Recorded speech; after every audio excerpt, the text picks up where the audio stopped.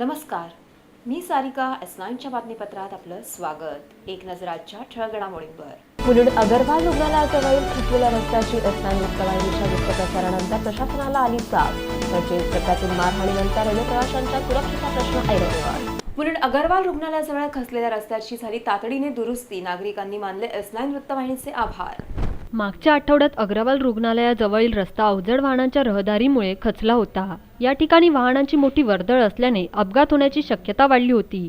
स्थानिक रहिवाशांनी या संदर्भातील तक्रार करूनही प्रशासनाने याकडे दुर्लक्ष केले होते.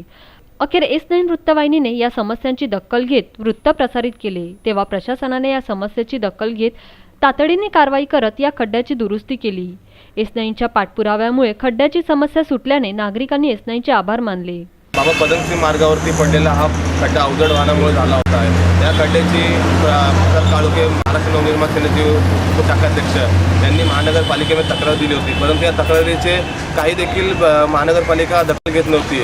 तर प्रसाद काळोखे यांनी S9शी संपर्क साधल्यामुळे S9ने हा मोठा उचलून धरला, जेणेकरून S9ने कंटिन्यूअस पाठपुरावा केल्यामुळे महानगरपालिकेने तातडीने याची दखल घेऊन आपण हा पात्राचा खड्डा त्यांनी दुरुस्त करून टाकलेला आहे, जेणेकरून कदमपाडा व इथे म्युन्सिपालिटी हॉस्पिटल येथे लोकांची वर्दळ खूप मोठ्या प्रमाणात असते.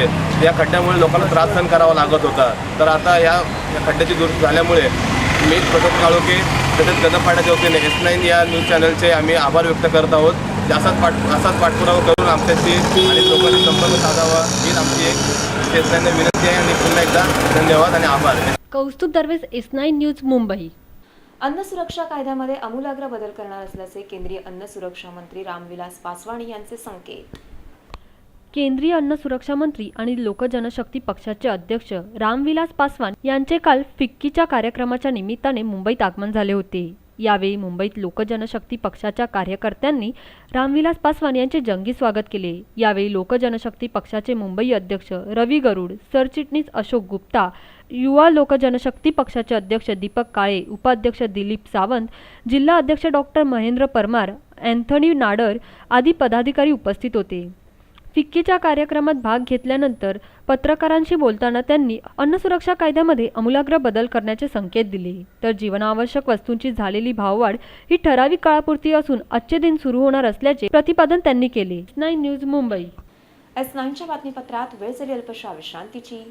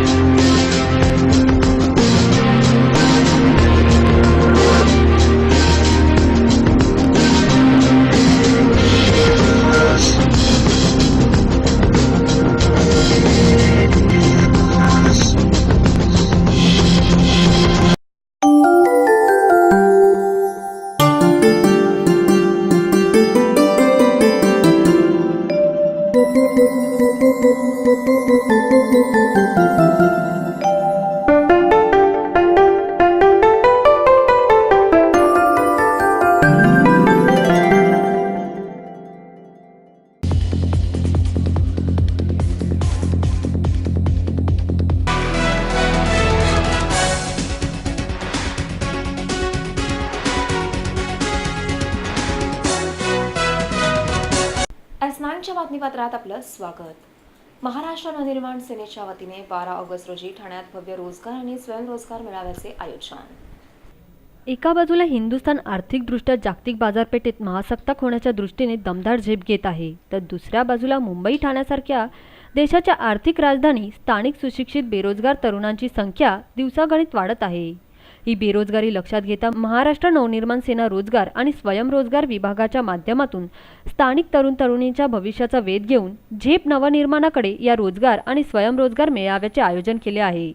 यामध्ये मुंबई आणि ठाण्यातील नामवंत banking, hardware, electronic, automobile, hospital, BPO यांसारख्या संस्थांचे आदी व्यवस्थापक एकत्र रोजगार मेळाव्याअंतर्गत ठाण्यात येणार आहे। 12 ऑगस्ट रोजी महाराष्ट्र आर्थिक विकास मंडळाचे दीपक नाईक यांच्या हस्ते उद्घाटन होणार आहे। तर गतवर्षी 7478 बेरोजगारांना या मेळाव्यातून रोजगार संधीचा लाभ घेतला, तर 2700 जागांची नोंद या वर्षीच्या मेळाव्याकरिता झाली असल्याची माहिती राजन गावण यांनी दिली।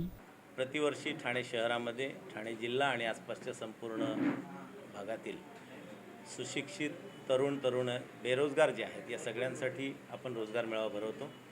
हा रोजगार मेळावा महाराष्ट्र नवनिर्माण सेनेच्या रोजगार आणि स्वयंरोजगार विभागातर्फे भरवला जातो। हे यावर्षीचं 4थं वर्ष आहे आणि मला सांगायला आनंद होतो की दरवर्षी अत्यंत वाढता आणि चांगला प्रतिसाद या मेळाव्याला मिळतो, कारण इथे खरोखर नोकऱ्या मिळतात। आणि सर्वसाधारणपणे रोजगार मेळावे हे केवळ नोकऱ्यांसाठी केले जातात, परंतु मनसेच्या रोजगार मेळाव्यात केवळ रोजगार नाही तर स्वयंरोजगाराची सुद्धा उपलब्धी करून दिली जाते। तसंच यावर्षीचा रोजगार मेळावा हा येत्या 12 तारखेला NKT सभागृहात आहे। या जिल्ह्यातले आणि इतरही जे बेरोजगार तरुण आहेत, अगदी 7वी 8वी शिकल्यापासून ते MBA आणि त्याच्या पुढच्या सुद्धा जे कोण पदवीधर असतील, या सगळ्यांसाठी आपल्याकडे तिथे रोजगार उपलब्ध आहेत। ज्या तरुणांना स्वतःचा व्यवसाय उभा करायचा आहे, स्वतःच्या कंपन्या फॅक्टऱ्या करायच्या, उद्योजक म्हणून उभं राहायचं आहे, किंवा ज्या बचत गटांना आपले स्वतःचे उद्योग उभं करण्यासाठी अगदी अर्थसहाय्यापासून मार्केटिंगपर्यंत जी माहिती हवी असेल, ही सर्व माहिती आणि सहकार्य या रोजगार मेळाव्यात आम्ही देणार आहोत। या रोजगार मेळाव्याला कमांडर दीपक नाईक साहेब जे MEDCचे अध्यक्ष आहेत ते स्वतः उपस्थित राहणार आहेत। दिवसभर विविध तज्ञांचं मार्गदर्शन याच्यात आपल्या तरुणांना मिळणार आहे आणि माझंही आव्हान आहे की आपणही आपल्या भागातल्या सर्व तरुणींनी ज्यांना रोजगार हवा आहे किंवा ज्यांना स्वतः उद्योजक म्हणून उभं राहायचं आहे, या सर्वांनी तिथे यावं आणि आम्हाला आपल्या सेवेची संधी उपलब्ध करून द्यावी। व्हिडिओ जर्नलिस्ट सागर सगळेकरसह सारिका साळुंखे, S9 न्यूज, ठाणे। दहीहंडी उत्सवात आता बालगोपालांचे वय 12 वर्षाच्या पुढे असावे असा बाल आयोगाचा निर्णय। वर्षानुवर्षापासून दहीहंडी हा उत्सव फार मोठ्या उत्साहाने आणि जोमाने साजरा केला जातो। अनेक नगरातील मुले दहीहंडी फोडण्याचा सराव मानवी मनोरे लावून करत असतात, तर हा सराव दहीहंडीच्या महिनाभर आधीपासूनच सुरू केलेला असतो। दहीहंडी फोडण्याचे आयोजन मोठमोठे राजकीय नेते करत असून लाखो रुपयांचे रोख बक्षीसही ठेवतात आणि पुरस्कार देखील देतात।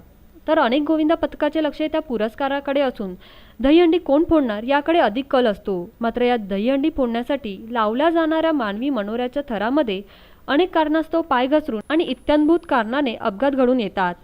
तर सर्वात उंच थरावर असलेल्या बालगोपालाला अपघात घडून येऊन दुखापत होते आणि त्यामुळे भविष्यात त्याचा त्रास होऊ नये आणि त्यांच्या बालवयाचा विचार करून बाल आयोगाने बालगोपालांचे वय 12 वर्षाच्या पुढे असावे असे निश्चित केले आहे।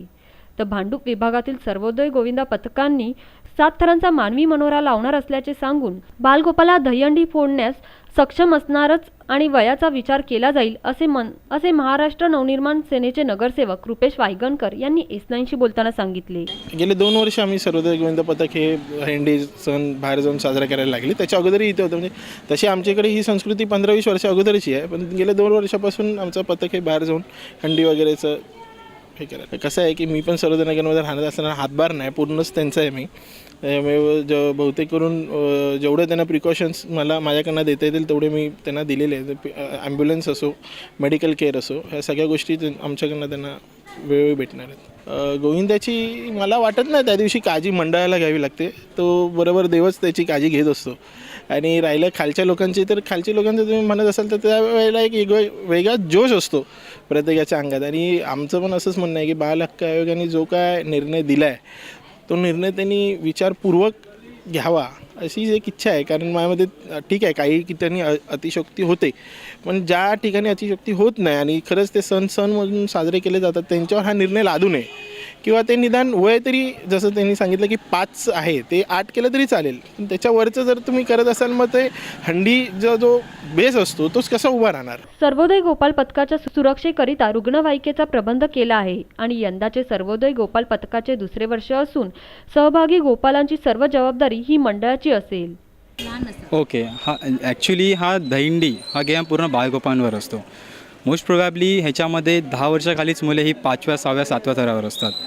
तर जनरली अशा गेममध्ये जर ह्या लोकांनी कायदा आणला बालक आयोगाने की 12 वर्षाखाली, तर खरंच त्याच्यामध्ये आम्हाला अडचण होईल. कारण आमचा पूर्ण गोविंदा हा नाही मला गेलं 20-30% हा लहान मुलांवर पूर्णपणे. कारण लहान मुलांची इच्छा असते थरामध्ये जाणं, ॲक्टिव्हली पार्टिसिपेट करणं, आणि तेवढा हलक्या वयाचा पोरगा वरती जाईल तेवढंच पूर्ण थरामध्ये आणि पूर्ण गोविंदाला तेवढा एक मॅनेज करता येतं, पूर्ण कोचला सरावामध्ये पूर्ण मॅनेज करता येतं. पण आता हा बालक आयोगाने जो पूर्णपणे जो कायदा किंवा निर्बंध आणलेत त्यावर थोडीशी अडचण आम्हाला येणारच आहे. बट आमच्यातर्फे आमची रिक्वेस्ट अजूनही राहील की कारण आमच्याकडे जे ॲक्टिव्ह मुलं आहेत, जे आमचा 5वा आणि 6वा थर आहे, 6वा आणि 7वा थर आहे, हा अंडर बिलो 12चाच आहे.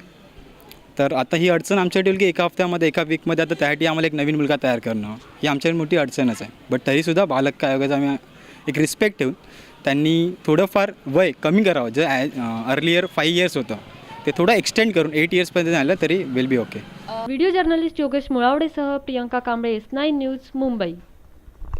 माजी नगरसेवक संजय तरे यांच्या वाढदिवसानिमित्त शाळकरी मुलांना वह्या वाटून राबविला शैक्षणिक उपक्रम. श्रीरंग परिसरातील स्थित शिवसेनेचे माजी नगरसेवक संजय तरे यांचा आज 50वा वाढदिवसानिमित्त आझादनगर परिसरातील शाळकरी मुलांकरिता वह्या वाटप कार्यक्रमाचे आयोजन केले होते. यावेळी परिसरातील स्थानिक मुलांनी वह्या घेण्याकरिता गर्दी केली होती. तर शिवसेना उपनेते अनंत तरे, नगरसेवक महेश्वरी तरे, शाखा प्रमुख दादू पाटील यांसह इतर महिला पदाधिकारी उपस्थित होत्या. वाढदिवसाचे औचित्य साधून मान्यवरांच्या हस्ते विद्यार्थ्यांना वह्या वाटप करून त्यांची अभ्यासाविषयी असलेली ओढ आणि प्रेरणा वाढविणे हा उद्देश होता. तर शिवसेना उपनेते अनंत तरे यांनी शाळकरी विद्यार्थी उद्याची भावी पिढी असून शिक्षणाचे धडे घेणे अत्यावश्यक आहे. तसेच पुढील वर्षी महाविद्यालयीन विद्यार्थ्यांना मोफत पुस्तके देण्याचे आश्वासन त्यांनी या कार्यक्रमाअंतर्गत दिले. व्हिडिओ जर्नलिस्ट सागर सगळेकरसह सारिका साळुंखे, S9 न्यूज, ठाणे. S9च्या बातमीपत्रात वेळ झाली अल्पशा विश्रांतीची.